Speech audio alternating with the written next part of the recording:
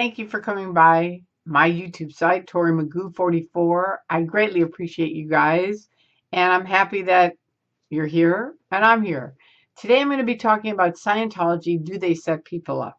Now, a bunch of you are familiar with this, but there are new people that come on all the time, and I still think it's important, excuse me, to remind people, be that attorneys, judges, just general people, what happens within the Church of Scientology. That's why I go church, because to me, it couldn't be farther from a church.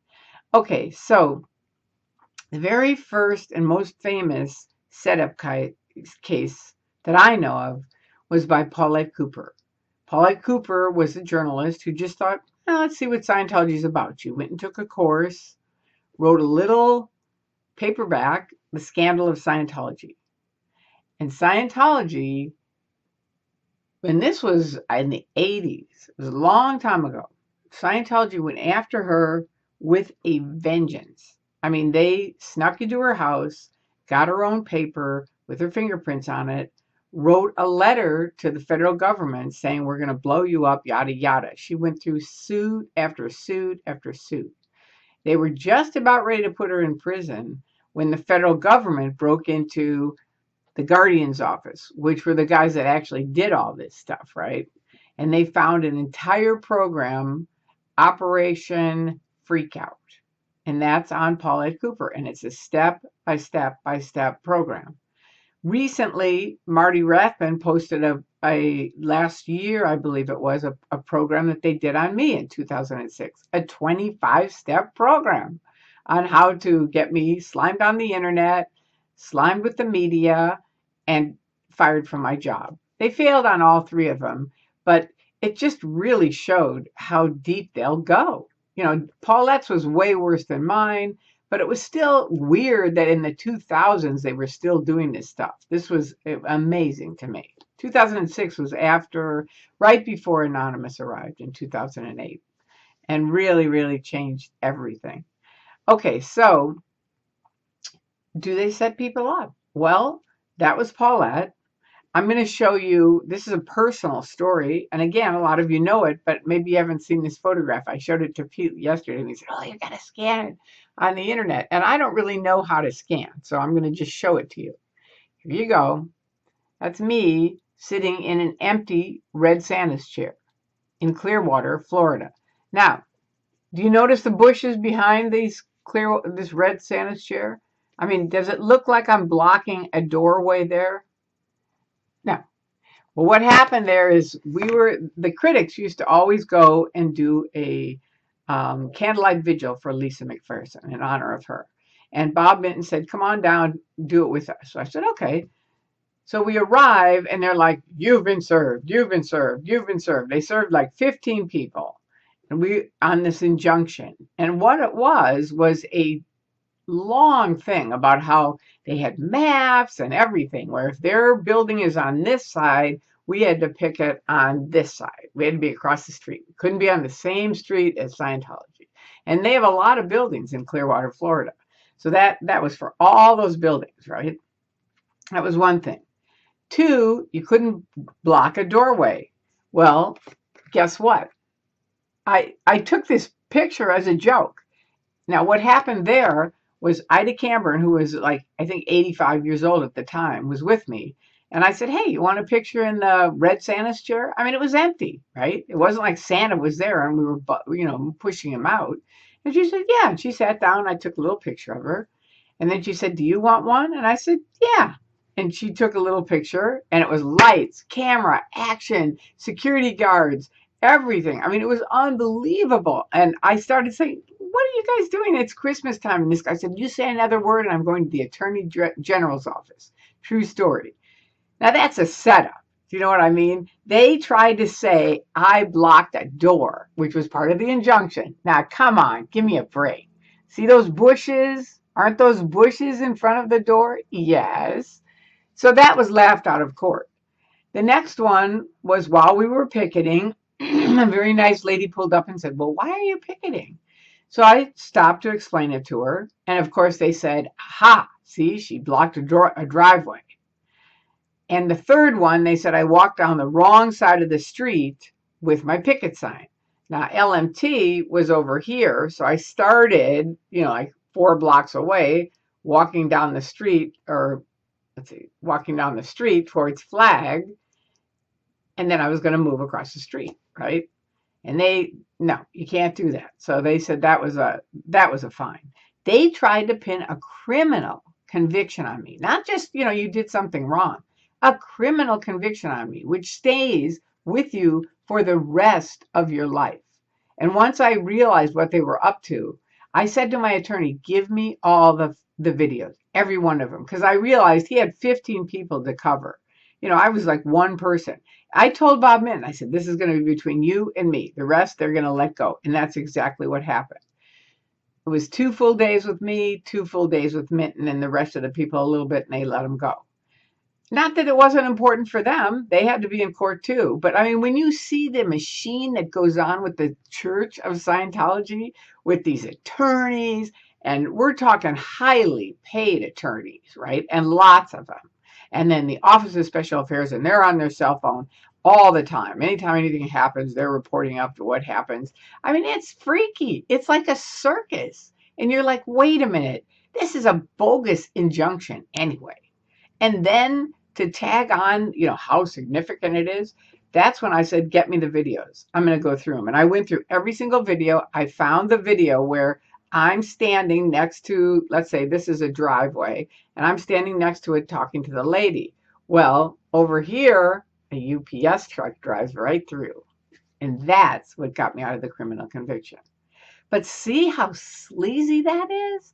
I mean, it's really pathetic. If you're a Scientologist and you're in and you're hearing me, please, it's like people say, oh, I don't want to lose my friends. I don't want to lose my family. Well, you know what? A lot of us out here that are speaking out have lost our friends. And we have lost some of our family or all of our family, depending on the people.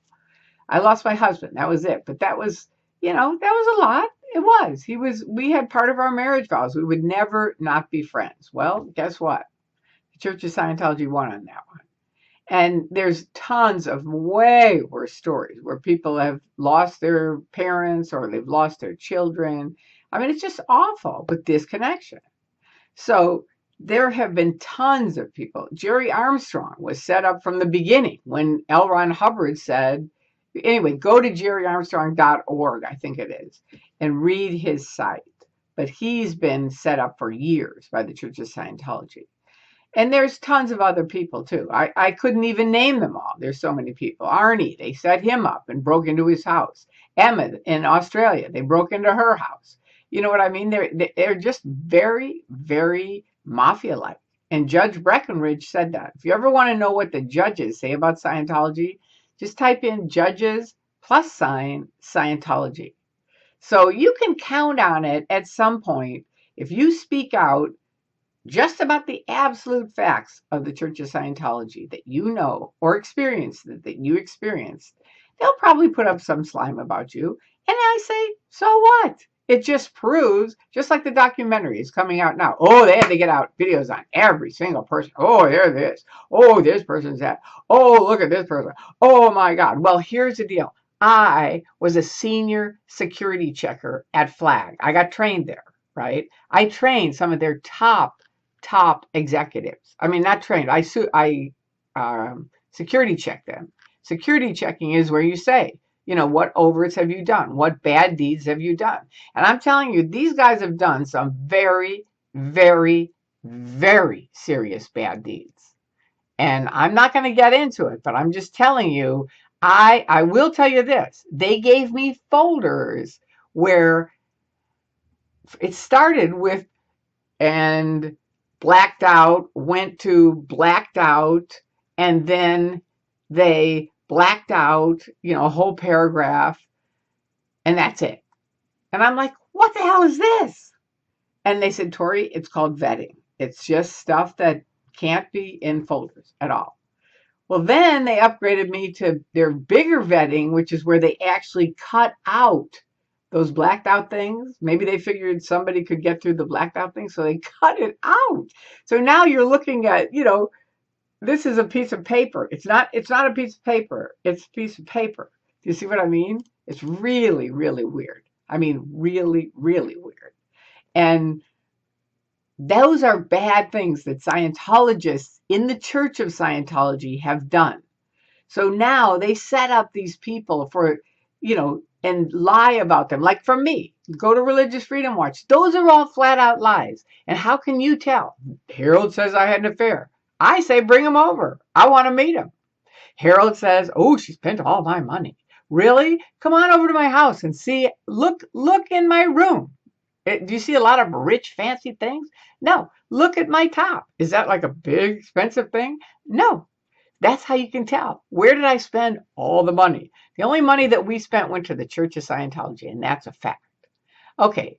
And I worked. Oh, she didn't work? That's bullshit. And Harold Bazazian knows it. I doubt if he even wrote that. I would put money on it. Osa wrote that and just said, call. He never sent it to me. He just said, I would have put it on the internet, and they knew it. So he just called me and told me all that stuff. And at the end, I said, you can tell Bill Yachty and Gavino they can go to hell because I know you're with them.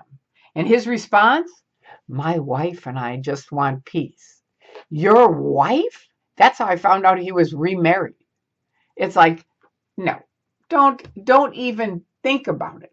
If you are out there and you hear this video, go and see this documentary and see what 8 people experienced within the Church of Scientology.